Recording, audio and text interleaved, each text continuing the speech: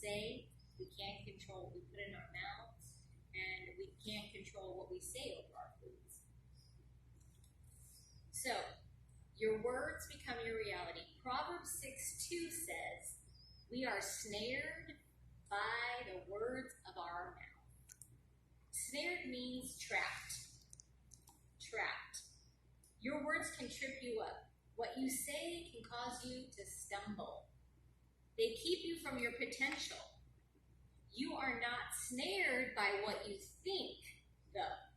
Your negative thoughts are not what snares you.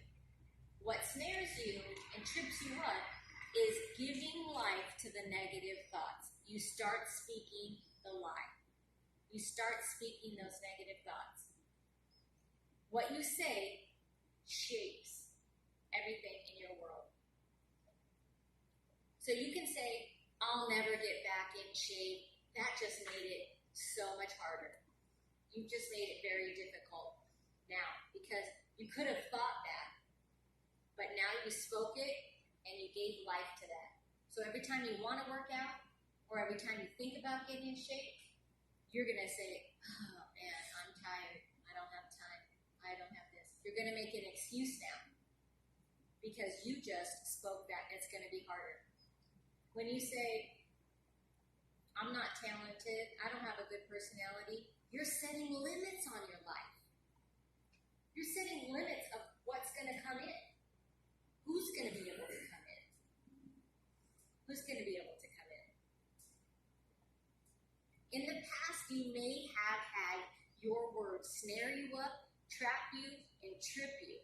But I believe today's a new day. That you're going to have a new mindset on being present with your words.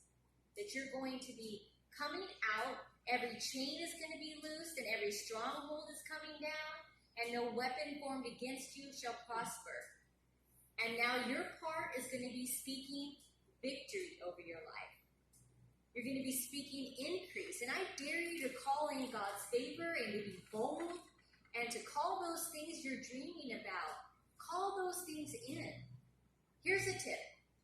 Don't use your words to describe your situation. Use your words to change the situation. I'm going to say it one more time. Don't use your words to describe your situation, what I'm going through, what the circumstance looks like, what I don't have, the lack. Use your words to change it. I'm coming out of debt. The finances are coming in. I'm going to get that call back. I have that promotion. You see the difference?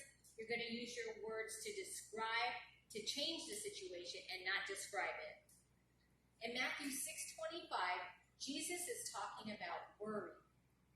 He says, take no thought, saying what we shall eat and what we shall drink.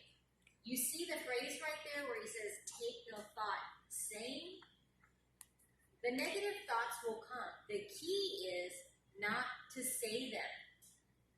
Jesus is saying, yeah, you may feel worried, but your thoughts can stay there. Do not verbalize it. Don't get trapped by your words. You know, when I worked for a few years as a live-in residential advisor for a sex trafficking home for survivors, and I got a call in from the interim executive director to let me know that they were closing the place down. And I was thinking, oh boy. I could see some stuff coming though. I already knew my spirit. I could see some stuff coming. Number one, an interim coming in. And then number two, just how pieces were crumbling. But I thought they were going to maybe hire some new staff. So when she told me that, I said, okay, Lord, what kind of season is this for me? What's the next season? What's going to happen? Everything in me could have said, oh my gosh, you need to look for a job and a place to live now. Because when I went there, I quit my job and sold and gifted everything and jumped in. Because you can't just walk in there. You have to be live scanned. It has to go through FBI and everything. Like you can't, and I didn't want to be storage for a couple of years. Like I said, it's just things. right? But now I'm thinking, everything in me is going, you have to have a new place. Where are you going to live? What are you going to do? Now you need a job. And I just said, okay, Lord, what's next? What is the next season? What's this going to be? And then all the girls that work there came up, Trish, they're freaking out. They're crying. I just heard, oh my gosh, my job. These girls worked maybe a few days